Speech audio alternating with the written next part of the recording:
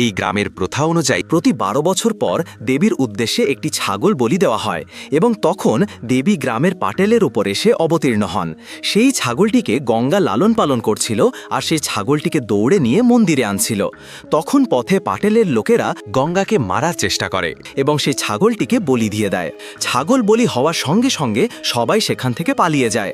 নির্ধারিত সময়ে ছাগল না পৌঁছানোর কারণে পাটেল সিদ্ধান্ত নেয় যে গঙ্গার মেয়েকে বলি দেওয়া হবে। যদিও দেবীর উদ্দেশ্যে মানুষের বলি দেওয়ার কোনো অনুমতি ছিল না। যখন সে গঙ্গার মেয়েকে বলি দিতে যায় তখন সে দেখতে পায় বলি দেওয়ার যন্ত্রে এক টুকরো সুতো দিয়ে একটি ত্রিশূল বাঁধা আছে, যা বলির সময় পাটেলের প্রাণ নিতে পারে। তাই সে সেই সুতো ছিঁড়ে ফেলে।